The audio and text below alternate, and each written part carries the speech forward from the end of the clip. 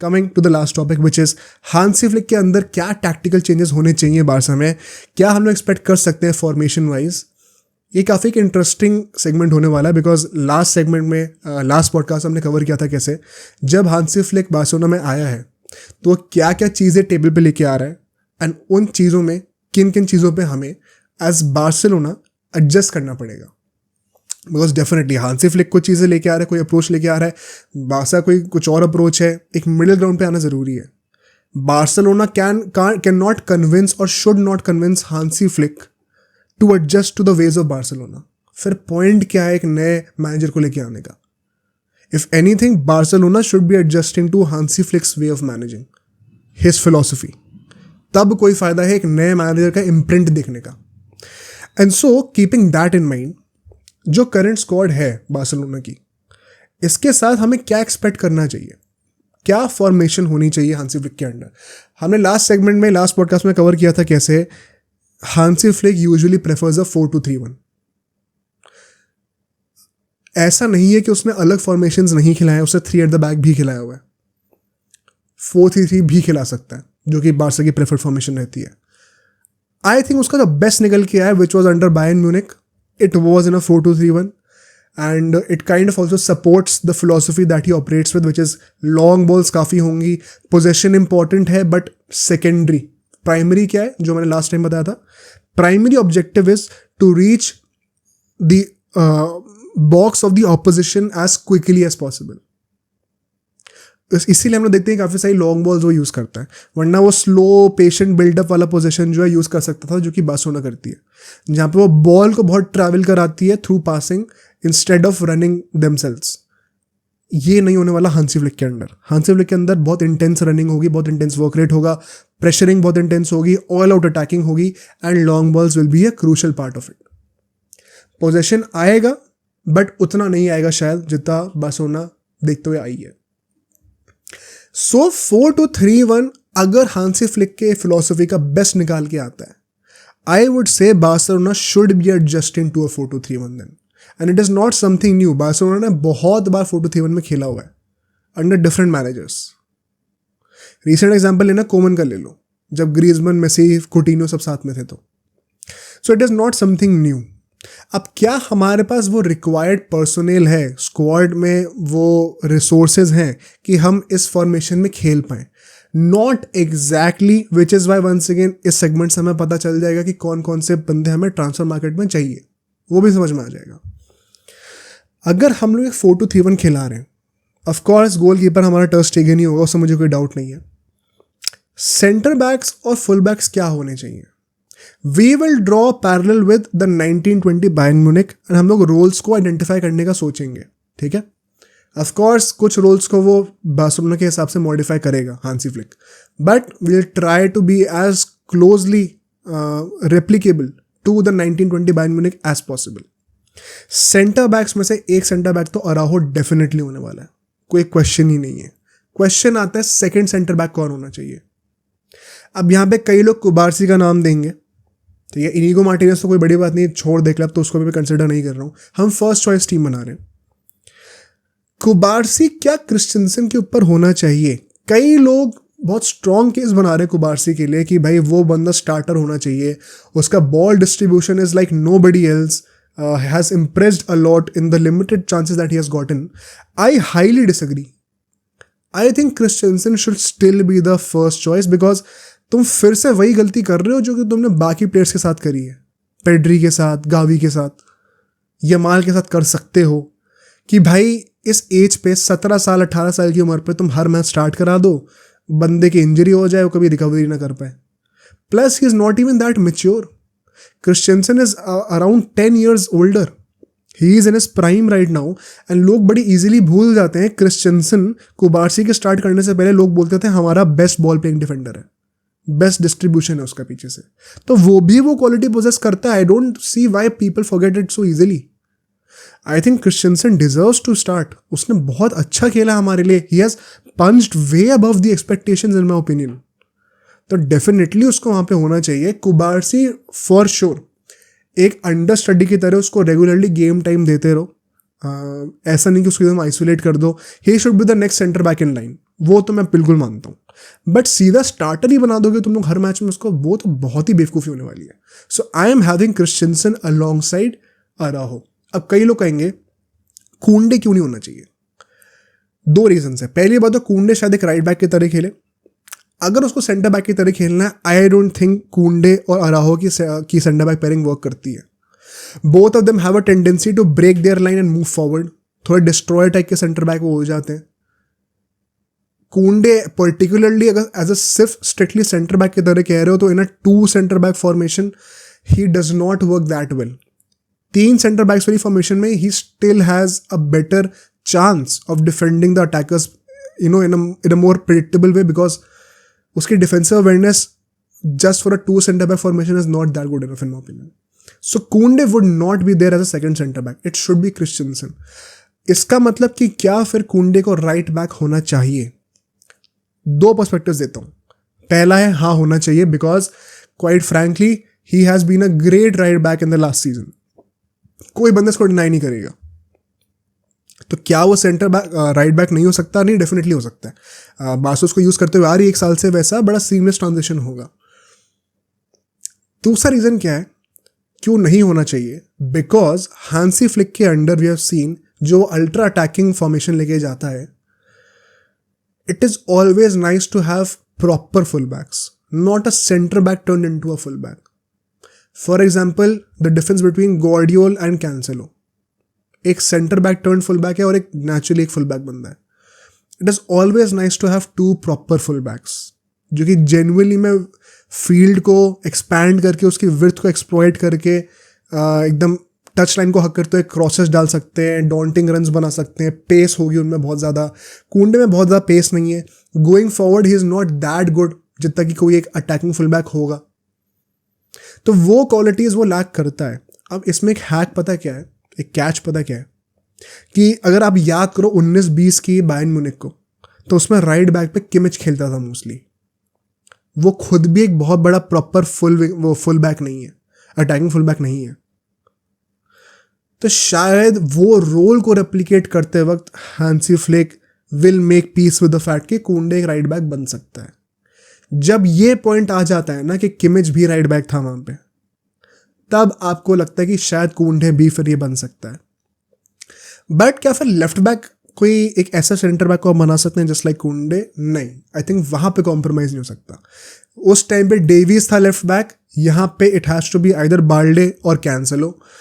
I am open to the thought of entertaining Cancelo as a right back and Davies as Davies कह रहा हूँ, वाह Davies तो आने भी नहीं वाला, Balde as a left back। ये 2 प्रॉपर फुल बैक्स अगर टीम के अंदर हो, I am willing to entertain that. मतलब it suits pretty well the identity of Hansi Flick कि हमें ऑल आउट जाना ही है वैसे भी, तो there is no point in having that tactic कि एक फुल बैक टक इन करके थर्ड सेंटर बैक बन जाएगा। वो यूजुअली उस चीज़ पर ट्रस्ट करता नहीं है। So it could go down well, but I won't be surprised अगर कूंडे को एज अ राइट बैक ही यूज़ करा जा रहा है एंड लेफ्ट बैक पे फिर बाल्डे को यूज़ करा जाएगा अगर कैंसेलो रिटेन नहीं होता तो। अगर होता है तो फिर कैंसेलो को भी यूज़ कर सकते हैं from time to time. But I am really interested to see कि बाल्डे का क्या डेवलपमेंट होता है। He could be developed as the next Davies, who knows. Pace है उस बंदे के पास, अवेयरनेस थोड़ी और चाहिए बस। तो हांसी फ्लिक के अंदर बाल्डे का डेवलपमेंट बड़ा इंटरेस्टिंग होगा देखने के लिए। ये तो हमने सॉर्ट कर दिया हमारी बैकलाइन क्या होने वाली है, ठीक है। Just to repeat, Araujo, Christensen, left back पे मोस्टली बाल्डे, राइट साइड पे कूंडे, कैंसेलो डिपेंडिंग ऑन कि रिटेन होता है कि नहीं। अब हम लोग डबल पिवट पे आते हैं आगे। 4-2-3-1 में जो 2 होते हैं डिफेंस के आगे, ये सबसे बड़ा डिलेमा है। बार्सिलोना के पास इस वक्त सबसे ज़्यादा जो इंटाइसिंग टैलेंट है वो मिडफील्ड में। Pedri, Gavi, de Jong, Fermin Lopez, Gundogan, top names है सारे। आप सबको साथ में खिला ही नहीं सकते। 4-3-3 में तो फिर भी 3 प्रॉपर मिडफील्ड पोजीशंस होती हैं। इसमें तो जो थर्ड बंदा होगा it would be an attacking midfielder basically. तो प्रॉपर जो टिपिकल मिडफील्ड प्रोफाइल्स हैं वो 2 बंदों की होने वाली है डबल पिवट में। अब एक नेचुरल यहाँ पे बंदा जो आएगा दिमाग में वो फ्रेंकी डियोंग होगा। फ्रेंकी डियोंग एक्चुअली में आइडियल पोजीशन उसके डबल पिवट में ही थी ओरिजिनली, जब वो नेदरलैंड्स और आयैक्स से खेला करता था। He used to be the second pivot alongside a guy जो कि एक जेन्युइन सीडीएम होता था, जैसे कि मान लो बुस्केट्स। उसके साथ अगर साइड में आपने डियोंग डाल दिया with the liberty of going forward as well, तो फिर उसका असली गेम निकल के आता था। अब प्रॉब्लम क्या है, यहां पे वो चीज नहीं हो सकती। आइडियली इस फॉर्मेशन में डियोंग आतंक मचा सकता था अगर उसके साथ साथ बुस्केट्स होता तो, या फिर उस प्रोफाइल का कोई बंदा होता तो। अभी डियोंग को खुद वो बुस्केट्स वाला रोल प्ले करना पड़ रहा है, तो क्या वो इस पोजीशन पे, इस फॉर्मेशन में आइडियल एक प्लेयर है? I doubt. अब इसमें एक रे ऑफ होप पता है क्या है? वंस अगेन, अगर आप, जैसे हमने कोंडे के लिए बात करी कि उस टाइम पे किमिच खेलता था वहाँ पे, अगर आप 1920 के बायर्न म्यूनिख से कंपेयर करो, उसके डबल पिवट में स्टार्टिंग लाइनअप में थियागो और गोरेट्स्का होते थे, जो कि दोनों खुद भी एक प्रॉपर सीडीएम नहीं है from the profile of like somebody like Busquets. वो तो वैसे भी खुद भी बहुत रेड है, वो बहुत ही अलग प्रोफाइल है, बट इन जनरल जो मैं कह रहा हूँ समझो उस बात को। Both of these guys had the luxury of going forward, attack करते थे, गोल्स भी मारते थे। गोरेट्स्का तो particularly after the pandemic became a beast. Both were great in work rate, ठीक है, आगे पीछे आने की रिस्पॉन्सिबिलिटी दोनों के पास होती थी। नन ऑफ देम वर, मतलब ऐसा कोई बंदा इन दोनों में से नहीं था जो कि एक प्रॉपर सीडीएम की तरह, जो कि सिर्फ पीछे ही रहेगा, पीछे से बॉल को डिस्ट्रीब्यूट करेगा, जैसी मौका मिले सेंटर बैक्स के बीच में फॉल ऑफ कर जाएगा।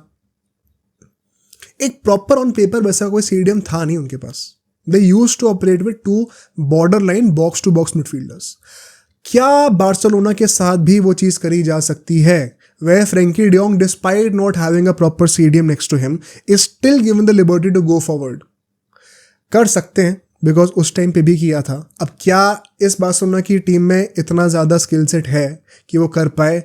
स्किल सेट तो है, उसको एक्सट्रैक्ट करने वाली बात है। तो आई थिंक ये एक रे ऑफ होप है डियोंग के लिए, for him to flourish in this formation. वरना अगर हांसी फ्लिक कहता है कि मुझे एक प्रॉपर पिवट चाहिए, तो फिर it looks a bit worrying for de Jong, because rumours हैं कि हांसी फ्लिक को किमिच चाहिए। अब मेरा क्वेश्चन हांसी फ्लिक से ये है कि आप किमिच को ले तो आओगे, उसको डबल पिवट में आप खिलाओगे कहाँ और कौन सा रोल दोगे? Because he is also not a proper CDM like Busquets. तो डियोंग को बेच के अगर आप किमिच को लेके आ रहे हो, how does it solve the problem? It is not solving any problem by the way. De Jong is also the guy जो कि डबल पिवट में एक सेकंड रोल प्रेफर करता है with a proper CDM. Kimmich is also that same guy. Kimmich को आप नहीं treat कर सकते वैसे एक फर्स्ट इन लाइन सीडीएम की तरह, उसके पास वो फिजिकलिटी भी नहीं है। तो आई थिंक, क्या we are we expecting too much? Whereas on paper the reality is कि डियोंग को हटा के किमिच कराने का कोई बहुत बड़ा सेंस है नहीं, if we are actually looking to sign a proper CDM. ये एक बहुत बड़ी सोचने वाली बात है। ऐसा हो सकता है कि once again, just like Goretzka and Thiago, de Jong और किमिच को भी यूज करा जाए, where nobody is a proper CDM but both of them are playing in the double pivot. अगर ऐसा होता है तो गुंडोगन कहाँ खेलेगा? तो किमिच के आने से डियोंग और गुंडोगन में से कोई एक बंदा तो सैक्रिफाइस होने वाला ही है। लाइकलीहुड ज्यादा डियोंग का लग रहा है, बिकॉज पैसे ज्यादा वो देगा अभी। सैड सिनेरियो है, बहुत बहुत सैड सिनेरियो है, क्योंकि गुंडोगन को आप एज ए नंबर 10 तो खिलाओगे नहीं आगे, बिकॉज अगर वहां पे आप गुंडोगन को खिलाओगे तो फिर आप पेड्री और गावी और फर्मीन लोपेस को कहाँ खिलाओगे? फिर वो बाहर हो जाएंगे टीम से। अब आप देख रहे हो मिडफील्ड में कितनी प्रॉब्लम्स हैं, एंड प्रॉब्लम ऑफ प्लेंटी है बेसिकली। सो आई थिंक अभी के लिए अगर हम मान के चलते किमिच अगर ना भी आता है, तो Frenkie de Jong and Gundogan are the most likely two guys in the double pivot. आगे अटैकिंग मिडफील्डर कौन होगा इनके? It can be Pedri, Gavi और फर्मीन लोपेस, ठीक है। आई थिंक आइडियल पोजीशन यहां पे गावी या फिर फर्मीन लोपेस की होगी। पेड्री कुड बी दैट गाय जो कि डबल पिवट में गुंडोगन की जगह स्विच करता रहे, because Pedri I think at one point of time we used to think he can be a proper number 10 and apparently Hansi Flick शायद try करेगा भी इसका, बट मुझे लगता है उस रोल में ज़्यादा एक्सप्लोजिविटी फर्मीन लोपेज और गावी लेके आएगा। Gavi whenever he is fit, but even right now I think फर्मीन Lopez is more suited। जो बाय द वे जिनको नहीं पता, वो लास्ट सीजन बार्सा का सेकंड हाईएस्ट गोल स्कोरर रहा है behind Lewandowski. Can you imagine? So I think फर्मीन Lopez जो goal scoring progress लेके आ रहा है, he perhaps adds more value to that role of number 10 than Pedri right now. So as of now, given Gavi is injured and Pedri and Fermin Lopez के बीच में option हो, I am starting with Fermin Lopez surprisingly. And of course इसको हम लोग substitute करके हर match में change कर सकते हैं, Pedri भी आ सकते हैं यहाँ पे। अब बात करते हैं सेंटर फॉरवर्ड कौन होगा। that without any doubt is going to be Lewandowski, but in saying that I want to see more and more involvement from Vitor Roque. Lewandowski start इसलिए करेगा because he knows Hansi Flick, he has been our highest scorer, he has shown good form recently, but अगर हम लोग सोच रहे हैं कि इस सीजन के बाद उसको एक और सीजन खिलाना चाहिए, then we are not planning well enough. I think Vitor Roque, this season should be it जहाँ पे Vitor Roque का slow transition by the end of the season into the first team हो जाना चाहिए. So these two guys for the center forward position. Mark Hugh भी होगा, उसकी बात कर सकते हैं आगे. विंगर्स कौन होंगे? राइट साइड पे आइदर रफीनिया और lamin Yamal. And Ferran Torres, I don't see how he starts right now. Personally, I think he is a surplus. Rafinha, I don't like him, but we have to be honest, he has been one of the most creative players for us. He has given a lot of attacking output for the team. In fact, शायद top भी कर रहा है इन stats पे, कोई बड़ी बात नहीं है. तो he has overperformed for sure and he deserves to stay then. तो Yamal and Rafinha on the right side. अब आप कहोगे Ferran Torres को लेफ्ट पे खिला लो. I don't think ideally he should be there. In fact in saying that I don't think Felix को भी रिटेन करना चाहिए. इन दोनों प्लेयर्स को नहीं करना चाहिए. आंसू फाटी वापस आ रहा है and he genuinely wants to start on the left wing. Maybe Hansi Flick will look into Ansu Fati as a replacement for the left winger position. Starter I think हमें परचेज करना पड़ेगा. Nico Williams could be that guy. So essentially इस पूरे formation से हमें दो glaring loop holes निकल के दिख रहे हैं. एक तो एक प्रॉपर सीडीएम का एंड एक लेफ्ट विंगर का. And it is so funny because यही दो सेम लूप होल्स थे जब चावी रुकने वाला था with a completely different setup and formation. And अब हमने एक नया मैनेजर लिया है एंड वी रियलाइज हाउ अभी भी वही दो सेम प्रॉब्लम्स हैं. How fundamental this problems are कि आप पूरा मैनेजर पूरी फिलॉसफी चेंज कर दो फिर भी ये दो पोजीशन हमें खरीदनी ही पड़ेंगी. So I think it is very clear now. पूरा गेम प्लान बहुत क्लियर हो गया फॉर्मेशन से भी फिलॉसफी से भी कि आप कुछ भी सेटअप कर लो, ये दो पोजीशंस हमें फिक्स करनी है ट्रांसफर मार्केट में. एंड मिडफील्ड का जो डिलेमा है ना वो सोचना पड़ेगा हमें. बिकॉज आई डोंट थिंक अगर किमिच आ रहा है तो Fermin, Pedri, Gavi, Gundogan and de Jong इन पांचों में से कोई भी एक बाहर नहीं जाएगा क्लब से. ऐसा मुझे लगता नहीं होगा. somebody will be leaving. I highly doubt कि ये पांचों क्लब के अंदर रहेंगे और ऊपर से किमिच भी आएगा. एंड मोस्ट लाइकली अनफॉर्चुनेटली मुझे डियोंग होता हुआ दिख रहा है. Is there any other way? Please let me know in the comments because I genuinely feel bad for him. But इस सेटअप के साथ we have a lot of potential. By the get go सुनने में बहुत attacking वो लगता है, formation लगती है, फिलॉसफी लगती है. Just imagine the long balls from behind, wingers trying to latch on it, Fermin Lopez trying to latch on it. It would be so interesting to see. We genuinely can create havoc in Europe if everything goes as per plan, if people are not injured, if players are able to match the intensity that Hansi Flick expects them to give. ये बहुत बड़ा lesson होगा. अगर ये सब होता है maybe we will be in for a surprise. Although मडन ने एम्बापे ले लिया, डेविस भी ले लेंगे perhaps, तो कितना ही compete कर पाएंगे वो भी सोचने की बात है. बट हमें अपना बेस्ट देना चाहिए and for that we need to give the best shot possible to our own players, to our own squad.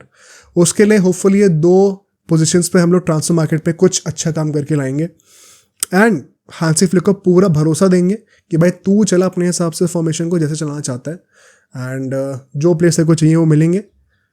Just change Barca's mentality forever. That's all I hope. अब सोचो अगर ये क्लिप इतनी बढ़िया थी तो पूरा का पूरा पॉडकास्ट कितना बढ़िया होगा. तो अगर आपको इसी क्लिप का पूरा पॉडकास्ट देखना है तो यहाँ पे क्लिक करिए और अगर आपको ऐसे ही और क्लिप्स बिंज वॉच करनी है तो यहाँ पे क्लिक करिए.